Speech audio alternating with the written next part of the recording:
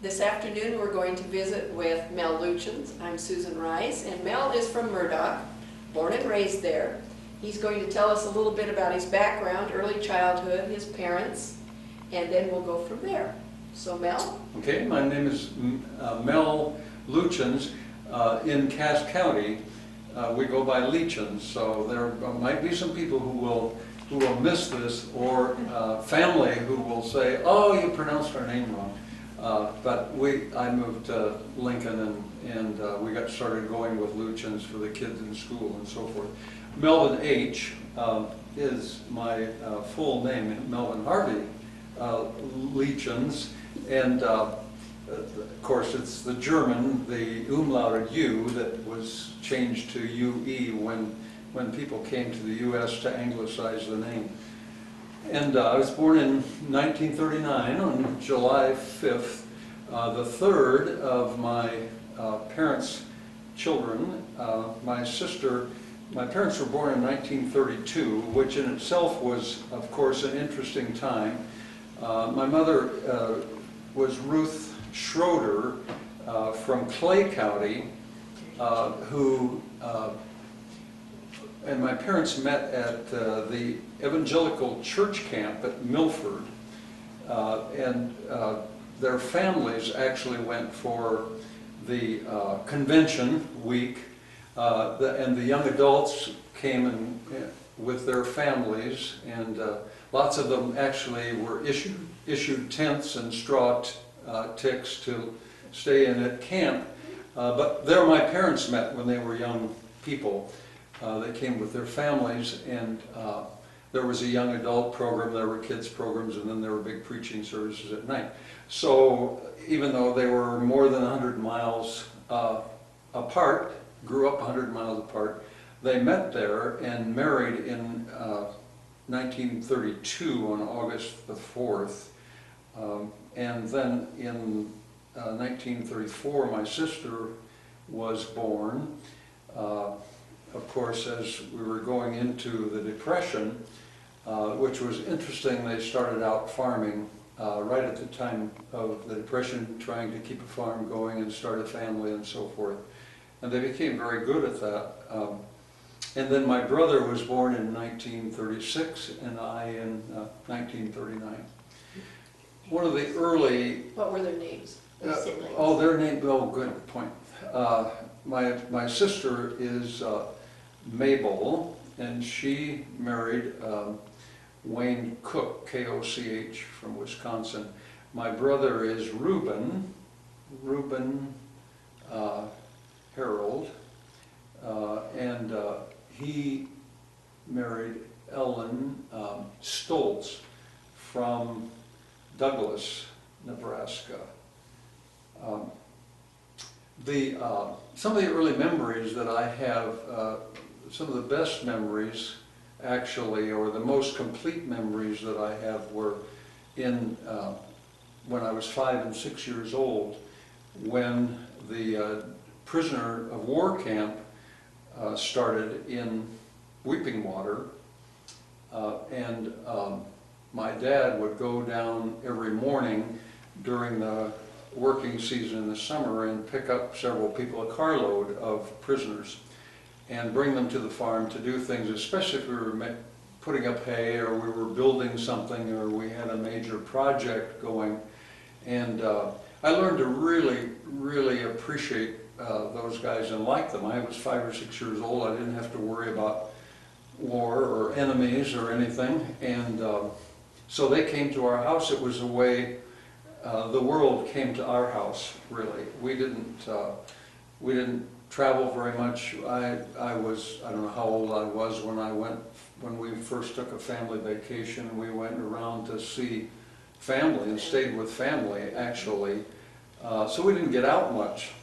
And that brought the world to us. My dad could speak German, and so it was kind of a natural to start talking to these guys who were young and vigorous, handsome people. They would bring candy and gum to us from their canteen, and many of them had family at home with little kids, so I think we took the place of some of their family at home. And so it was a very, very important time for me in my development. We would take them, my mother was a school teacher, a country school teacher actually, and taught out in Clay County in a couple of rural country schools. And then when she got married, of course, she couldn't teach anymore and didn't have time to teach. And so her great art, along with her music and teaching and raising a family with some of those skills, was gardening and raising chickens and cooking. And so her hospitality especially was bringing people in to eat and having a good time, a good conversation. When the prisoners came, at first they said don't take them in the house and don't feed them other than their noon meal, but it wasn't long that we had conversation with them, and we learned about their families. My mother cooked a lot of good food, which they enjoyed. I think they had adequate food at the camp, but it wasn't necessarily great food, and my mother cooked great food. So here we were, sitting around the table, enjoying, learning about them. It wasn't very long before my parents would take them in the house as soon as they came to feed them, and feed them before they went back to the camp. So that was an important time. I'm living in the house that I grew up in. In fact, I was born in that house in what is now the living room, but was actually served as a bedroom for my parents at that time. It was built in 1892, big brick house at 33919 Waverly Road, 2.5 miles east of Murdoch. There are several large brick houses around there, south and east of Murdoch. I think ours is one of the oldest. There might be another one on Waverly Road, the Stander home, that's a little bit older. So that's where I grew up, and where we had these experiences, all kinds of experiences on the farm, and especially with these prisoners of war. The thing that I'm thinking about in terms of the house, it was built by a family named, the man's name was Frank Glaubitz. It came from Prussia, actually, and he built the house. There was a house on the farm, but he built the big brick house himself. We have some pictures of it after it was built, right after he built it. And he also, the story is that he made the bricks right on the farm. I was going to ask. They say you can, masons have told me that you can actually do that. You can set up your own kiln, and the bricks are, some of the bricks are certainly not perfect and have black lines on them from the kiln, I imagine. It's a 2-story big brick house with... Did he also build the other ones on Highway 1? No, I think not. Really? And I don't know who built those. The ones on Highway 1 are older, I think. Well, there's different eras of the ones on Highway 1. I enjoy Bungalow. driving by there right from bungalow. We have the big 2 stories, and then there's some bungalows, so it looks like a period of maybe 30 years that they were built. The one bungalow, the 2 of them belong to the Wents, and the one at 334 and Highway 1 was built by a great uncle of mine, my grandmother's brother. Were you in 4-H? Well, I was in 4-H, but I didn't do animals. I don't think my brother and sister and I ever did animals, but we did other things. Things you could build and so forth. When did your family acquire the house?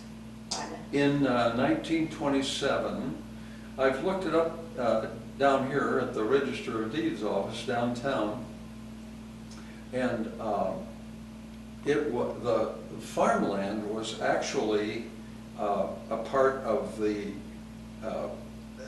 actual first deed is signed by President Andrew Johnson after the Civil War, and I assume, I think it's clear that it was given to a Civil War veteran after the war.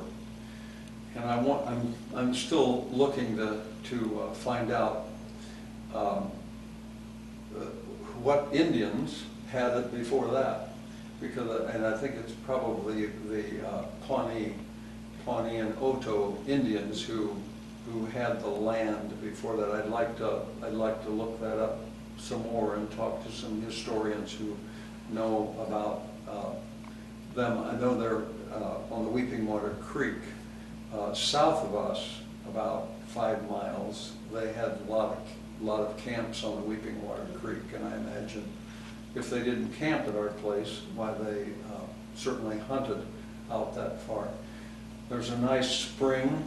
I'm sure the farm place was originally built there because there's a really wonderful spring as a water source there, and so I'm sure that the Indians before our time appreciated the water sources. How close to the house is that spring? Excuse me? How close is the spring to your home? Oh, it's just probably no more, probably not 300 yards from the house. No. And it's running.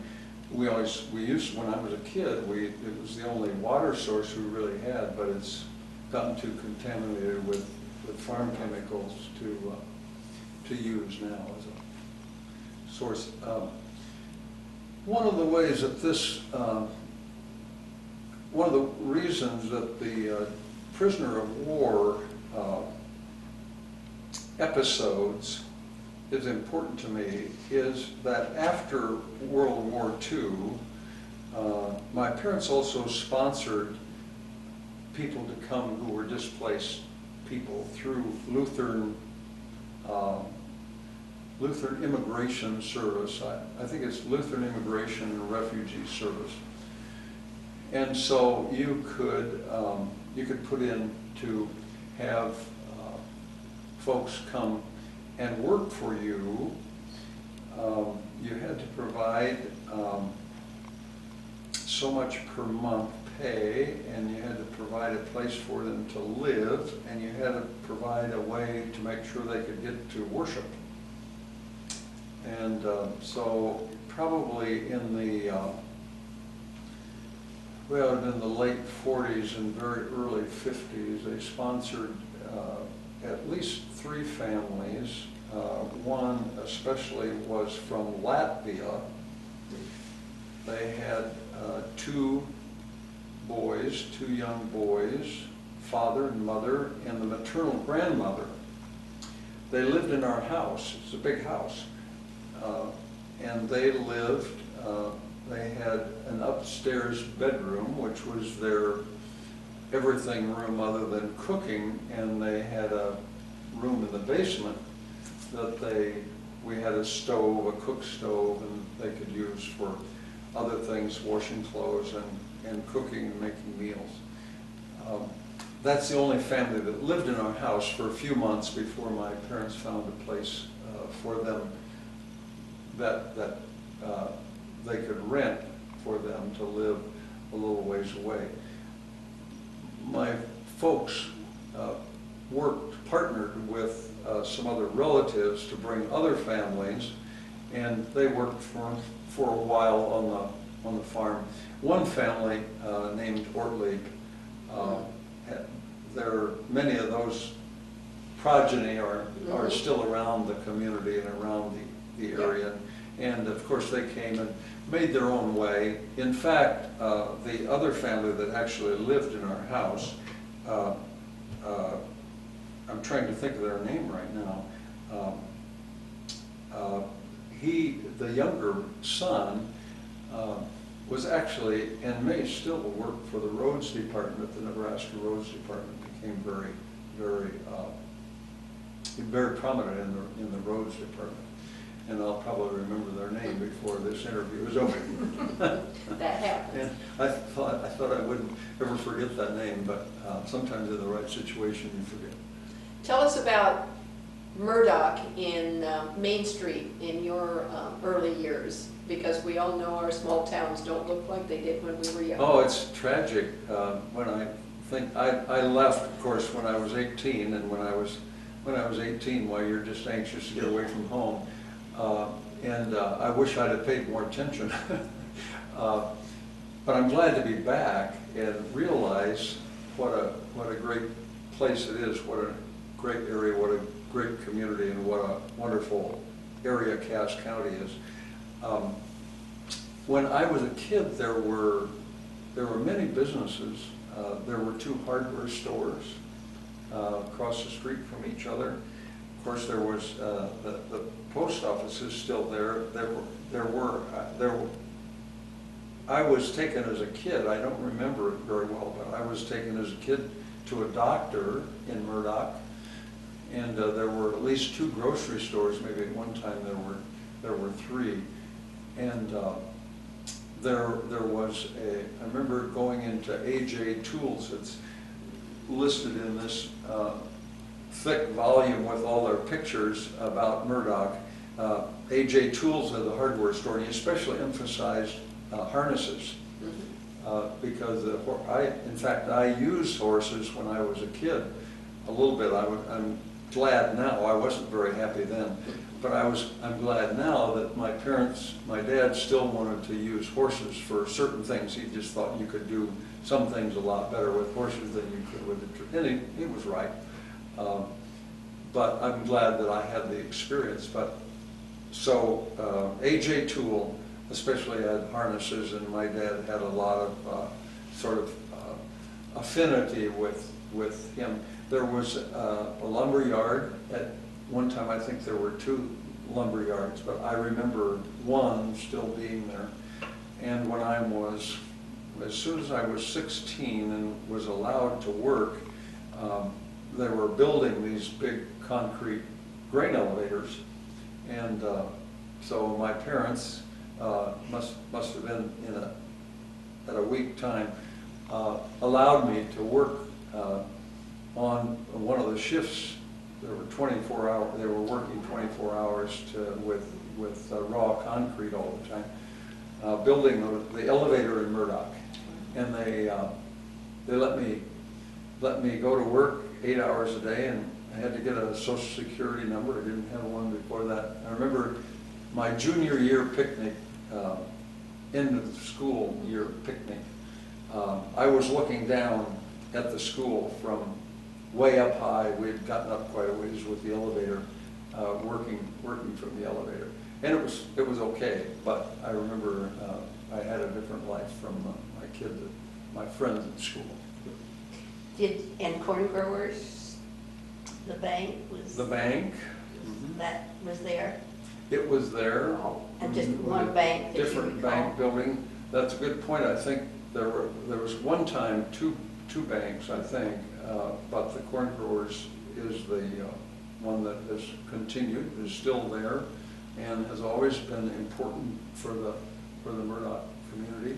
The McHugh family had the bank. Ed McHugh ran and won as